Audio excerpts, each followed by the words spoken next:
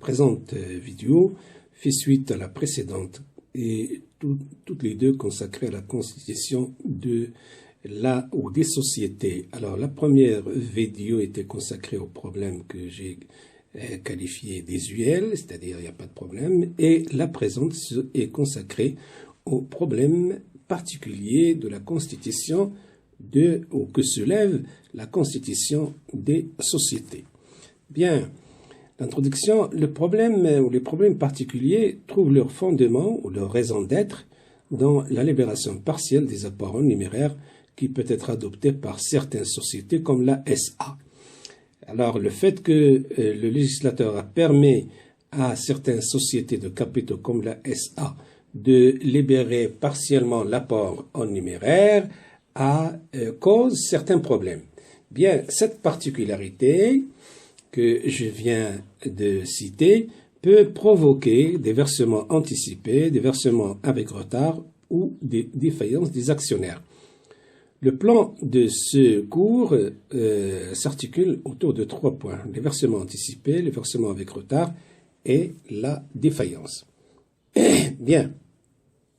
Premier problème donc, les versements anticipés. Qu'est-ce que c'est qu'un versement anticipé? Si une société exige la libération de l'apport en numéraire du minimum fixé par la loi, le minimum légal, à savoir le 1/4. Dans ce cas, rien n'empêche l'actionnaire de verser plus que la fraction exigée, soit le 2e quart, soit le 2e et le 3e, ou soit la totalité. Et la somme versée en plus de la fraction demandée s'appelle versement anticipé.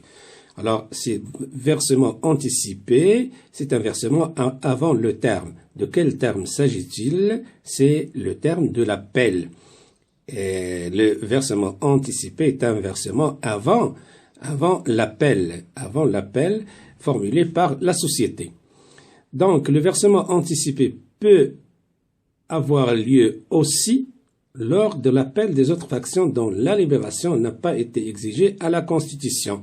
Donc, les versements anticipés peuvent exister soit à la Constitution, soit lors de l'appel des autres fractions qui n'ont pas été appelées à la Constitution.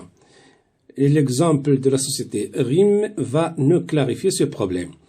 La somme versée par anticipation lors de la Constitution ou ultérieurement à l'appel de la fraction libérée par partie est considérée comme une dette de la société envers l'actionnaire et figure dans le compte 4468, autre compte d'associés créditeurs, 44681, versement anticipé. Alors, exemple, la société, la SA RIM Ben, capital 600 000 dirhams, 6 000 actions de 100 dirhams de numéraire, constitue le 1/3, et la société a exigé la libération du minimum légal, le 1/4 pour le 23, par versement au compte bancaire de la société ouvert à la Banque populaire de R, le nom d'une ville. Le 21.3N, l'avis de crédit envoyé par la banque montre que tous les actionnaires ont versé la fraction exigée. Monsieur Saleh, détenteur de 500 actions, a libéré le 2/4, c'est-à-dire le premier quart et le deuxième donc il est versé sans que la société le lui demande. C'est un versement anticipé. On vous précise qu'au 15-10, la société a appelé le 2e quart, donc Saleh a libéré avant l'appel pour le 30-10N et que tous les actionnaires ont répondu à l'appel comme prévu par la société. On nous demande de passer les écritures de constitution au 1/3N et au 21/3N. Présenter le bilan d'ouverture, passer les écritures d'appel et de libération des 2e quarts. Donc, les écritures, la promesse faite par les associés. Le capital est donc de 600 000 dirhams, 6 000 actions multipliées par 100, et la formule générale, c'est nombre de titres multiplié par valeur nominale. La société demande la libération de 1/4, soit 150 000 dirhams. Alors, 150 000, entre parenthèses, vous avez 6 000 fois 6000 actions fois le 1/4 de la valeur nominale. Mais jamais le 1/4 des actions multiplié par la valeur nominale totale. C'est la première formule 6000 fois 25 qui est juste, en vertu du principe d'égalité des actionnaires. Et les actions doivent être libérées de la même fraction. La deuxième 1500 multiplié par 100 est faux. Donc la partie non libérée à la Constitution est de 450 000. Bien, écriture de Constitution, le 34-61, c'est le 34, c'est pas 43, débité de 1/4, et le 11-19, débité de 450 000, la partie non appelée. Et vous avez le capital social de 600 000. Le libellé, souscription de 1000 actions de 110 dirhams. L'écriture de libération au 21-3, le montant versé par les associés est de 6 000 multiplié par 1/4, puisqu'il s'agit d'1/4, le minimum légal, plus la partie versée par Salhi, 500 multiplié par 25. Ça fait au total 162 500. L'écriture, vous avez la banque débitée de 162 500, c'est le montant qui a été versé. Alors, d'où vient cette somme? Il y a la partie qui a été appelée 150 000 et la partie qui a été versée de manière anticipative, c'est 12 500. Le bilan, vous avez à l'actif le capital 162 500 et au passif, le capital social souscrit 600 000. Alors, le capital apparaît en totalité, c'est le capital souscrit, c'est 600 000, moins la partie qui n'a pas été appelée, 450 000. Et vous avez les versements anticipés, ce qui fait 600 000 moins 450 000 plus 12 500, ça fait 162 500. L'objet de ce bilan est de montrer comment les 11-19 et 44-68 figurent au bilan. Mais il faut retenir aussi que le montant de 12 500 est encore dans le 11-19. Il n'est pas appelé et doit être appelé au moment opportun, même s'il est déjà versé. Donc, là, à l'appel du deuxième quart, la société va appeler la totalité du deuxième quart, y compris les 12 500, même s'ils sont déjà versés. Donc, le 15-10N, la société Rimben appelle le deuxième quart pour le 30-10N. Le montant de l'appel est donc va appeler le quart en entier, 6000 fois 25, et sera viré du 11-19 au 34-62 actionnaire capital souscrit appelé non versé. Le 12 500 est appelé même s'il est déjà versé, sinon le 11-19 ne sera jamais soldé. Et le 44-68 sera débité par le crédit du 34-62 au moment de la libération, comme le montre l'exemple ci-après. Donc, l'écriture de l'appel, vous avez le 150 000 est appelé viré du compte 11-19 au compte 34-62. Et donc, l'appel deuxième quart suivant une décision du conseil d'administration. Ça, c'est le libellé. Le montant de la libération, la société donc a appelé 150 000, mais il ne va pas recevoir 150 000. Il va recevoir 150 000 moins la partie qui a été déjà versée, 12 500. Et le compte 44-68 est soldé, comme le montre l'écriture. Écriture de libération, vous avez le capital, la banque est débitée de 137 500, les versements anticipés est soldé, et vous avez le compte 34-62 qui est soldé. Bien, alors le troisième quart et le quatrième quart seront appelés soit en bloc, soit individuellement, de la même manière que, de la même méthode que celle adoptée pour le deuxième quart, et le 11-19 serait finalement soldé, parce que ce compte doit disparaître lorsque tout le capital aura été appelé. Retard et défaillance. Le retard. Donc, quand la société appelle une fraction, il fixe un délai. Au-delà de ce délai, tout versement est considéré comme retardataire. Et le versement en retard doit bien sûr supporter les intérêts de retard à condition que les statuts aient prévu cette éventualité. Bien, ça c'est pour le retard. Pour la défaillance, si l'actionnaire qui ne répond pas à l'appel à la date fixée, s'il ne répond pas toujours même après mise en demeure, il est considéré comme défaillant. Voilà donc. Et la défaillance, le retard, comment s'enregistre le retard?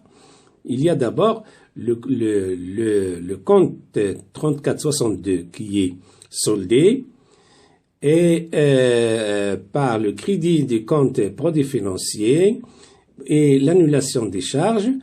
Et ensuite, pour la défaillance, il y a, si vous voulez, 3 étapes. La première étape, c'est le constat de la défaillance. On débute le 3468, compte défaillant, par le crédit du compte 3462, actionnaire capital appelé non versé. Pourquoi? Parce que la défaillance intervient après l'appel. Après l'appel, et le montant objet de la défaillance figure dans le 3462 et comme il ne serait jamais versé puisque l'actionnaire, la personne est défaillante, donc il faut virer le montant dans le compte 3468. L'enregistrement de la vente des actions défaillantes. Alors, la société déclare la personne qui n'a pas répondu à l'appel, même après mise en demeure, le déclare défaillant, vend ses actions à quelqu'un d'autre et le rembourse enfin compte tenu des intérêts de retard et des frais occasionnés par cette opération de défaillance. Bien, maintenant, avant de passer à l'application, il faut dire quelques mots sur les frais de constitution. Bon, les frais de constitution se composent des droits d'enregistrement, de frais de conservation foncière, les autres frais tels les honoraires des notaires, les frais de publicité et les frais d'acte et de timbre. Bon, ça, c'est la composition. Le calcul de ces frais ne nous intéresse pas puisque c'est un problème fiscal et ce qui nous intéresse ici, c'est l'aspect comptable. La comptabilisation, il y a 2 solutions. Soit on les considère comme des frais, comme des immobilisations non valeur, soit comme charge. Donc, en tant qu'immobilisation en non-valeur, on parle d'activation.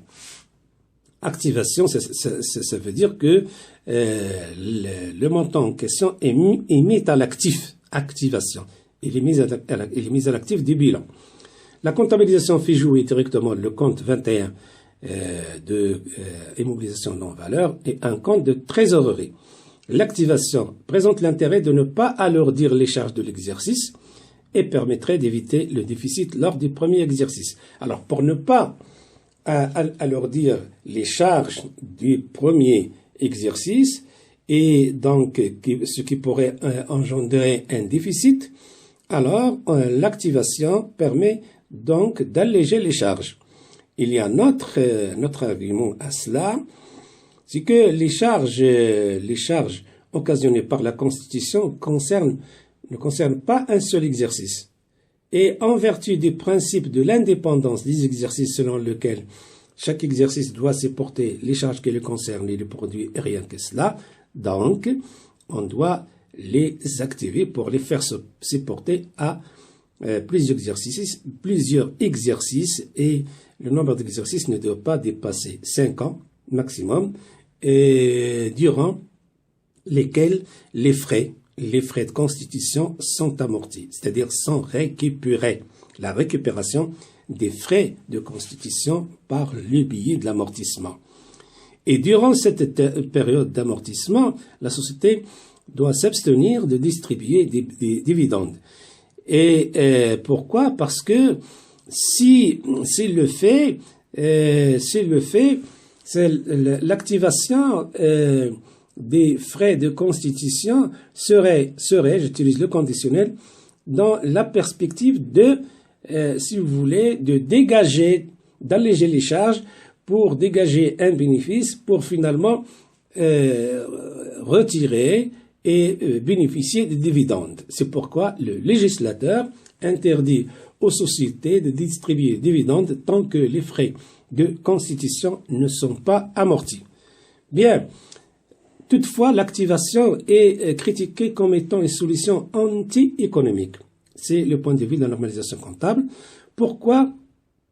Parce qu'un actif est un élément qui a une valeur positive. La définition d'un actif, d'un élément d'actif, c'est tout élément qui a une valeur positive. Or, un frais n'a pas de valeur, ce qui risque de fausser l'information financière utile pour le gestionnaire et pour le reste pour les actionnaires, pour le marché, pour l'État, etc., etc. Donc, l'activation est une solution anti-économique. C'est pourquoi la normalisation comptable propose de ne pas les activer. Il préfère de les comptabiliser comme charge. D'où la deuxième solution, la comptabilisation des frais de constitution comme charge, qui est une méthode préférentielle. C'est simple. Là, les frais comptabilisés comme une charge, comme une charge, donc, il utilise le compte de la classe 6 et le compte de trésorerie. À noter aussi que si la société enregistre les frais de constitution au moment de leur engagement, s'il les enregistre comme charge, et à la fin de l'exercice, au moment de la régularisation, il considère que ces charges doivent être activées et non pas comptabilisées comme charge. Alors, qu'est-ce qu'il fait? Il passe par le compte transfert des charges créditées et le compte 21 débité. Alors, le compte transfert de charges permet, c'est un compte de produit, permet d'annuler les charges, d'annuler l'effet de charges comme les frais de constitution comme charge, permet de les annuler du CPC. Le fait de les avoir considérés comme charge, donc ils figurent au débit de CPC. Et maintenant, qu'on doit les virer dans le bilan, alors il faut mettre au crédit du CPC, au crédit, le même montant dans le compte transfert de charge. Transfert de charge, c'est un compte de produit. Exercice d'application. La société Rimben constitue le 1er janvier N avec un capital de 2 millions, 10 000 actions multipliées par 200 dirhams, libérées du minimum légal. Les frais de constitution de 12 000 réglés le 4-2. Le 1-5, la société appelle le deuxième quart pour le 35. Le bordereau de versement montre que tous les actionnaires ont répondu à l'appel. Donc, ont répondu à l'appel comme prévu. Il n'y a pas de problème. Le troisième quart est appelé le 1-7N pour le 1-8N. C'est la date de rigueur au-delà duquel il y a le retard ou bien la défaillance. Date à laquelle tous les actionnaires ont effectué les versements comme prévu, sauf le porteur de 60 actions libéré avec 30 jours de retard. Le taux d'intérêt 12%, c'est un peu élevé, mais c'est pour faciliter le calcul, parce qu'on aura un mois sur 12 mois. Ça va, comme vous allez le voir, ça va nous faciliter le calcul. Le porteur de 20 autres actions est déclaré défaillant. Le prix de vente est de 160 dirhams et les frais de l'opération sont de 89 dirhams. Le solde de l'opération est réglé à l'actionnaire défaillant le 1er septembre. Donc, au moment de l'appel ou la libération du troisième quart, à la libération du troisième quart, il y a 80 actions qui n'ont pas répondu. 60 avec retard et 20 défaillants. Travail à faire, on nous demande de passer les écritures relatives à l'appel, la libération du troisième quart, au versement du retard, à la constatation de la défaillance, à la vente des 20 actions et un remboursement du défaillant. Donc, ce que nous demande, c'est l'écriture à partir de l'appel du troisième quart. L'écriture de la Constitution n'est pas demandée. Alors, l'appel du troisième quart, vous avez le troisième quart, c'est 500 000, puisque 2 millions divisé par 4, ça fait 500 000. Le compte 1119 est viré dans le compte 3462. La libération, la banque reçoit donc 10 000 actions moins 80 multiplié par 50. Pourquoi 80? 60 retard et 20 défaillants. Multiplié par 50, ça fait 496 000 dirhams. Et l'écriture à la banque débitée et le compte 3462 est crédité. Remarquez qu'il n'est pas soldé. Il n'est pas soldé. Il reste 4 000 puisqu'il était débité de 500 000 et maintenant il est crédité de 496 et il reste 4 000. Libération de 60 actions avec un mois de retard. La banque, les 30 au 3030, 3462 crédités de 3000, il reste 1000, hein. Il reste 1000. 500, 496 et 3000, ça fait 499, il reste 1000, c'est la défaillance. Et vous avez les intérêts produits assimilés 30, c'est 3000, multiplié par 0,12 sur 12, hein, 12 mois. Donc c'est 0,12 multiplié par 1 sur 12, 1 mois, ça fait 30. Écriture relative à la défaillance. Maintenant, la défaillance, qu'est-ce qu'on fait? Le constat, le 3462 est verré dans le 3462 parce que le montant ne sera pas versé, mais il est objet de défaillance. On le vire dans le compte 3468. Après la vente des actions libérées de 3/4 au prix négocié de 160 dirhams. L'action 150, c'est le prix théorique. Bien, pourquoi 150? Parce que les 3/4 de 200, la valeur nominale, est 150 dirhams. Et ça, c'est le prix théorique. Théoriquement, les actions devraient être vendues à 150. Mais le prix négocié, la loi de l'offre et la demande, a fait que le prix est de 160 dirhams l'action. Alors, la banque, c'est 3200, c'est 160 multiplié par 50, multiplié par 20, et le 3468, autre compte débiteur, 3200. Et vous avez la récupération des frais, c'est-à-dire les 89 dirhams qui vont être supportés par le défaillant. Bien, notez bien, l'acheteur des 20 actions doit verser à la société les 3/4 pour être au même pied d'égalité que les autres principes d'égalité des actionnaires. Donc, celui qui achète les 20 actions, il doit être au même pied d'égalité que les autres. Alors, les autres, ils ont versé les 3/4. Ils ont libéré les 3/4. Donc, lui aussi, il doit libérer la même fraction. Il doit libérer les 3/4. Mais attention, le prix de vente de 160 revient pour 150 à la société. Et 10, le supplément, parce qu'il devait être vendu à 150, mais par coup de chance pour le défaillant, ils ont été vendus à 160. Ce qui fait que le 10 revient au défaillant. 150 dirhams, c'est la partie qui revient à la société et 10 au défaillant. Maintenant, le remboursement du défaillant. L'actionnaire défaillant, 2111, la banque 2111, chèque numéro parce qu'il est payé par chèque. Alors, pour que devienne 2111, le défaillant a libéré 20 actions, premier et deuxième quart. Donc, il a donné 2000. La vente des actions lui a permis de gagner 200. Donc, maintenant, l'actionnaire défaillant a droit à 2200. Mais il doit supporter les frais occasionnés par cette opération, ce qui fait que le montant remboursé au défaillant est de 2000 plus 200 moins 89 égale 2111. Merci de votre attention.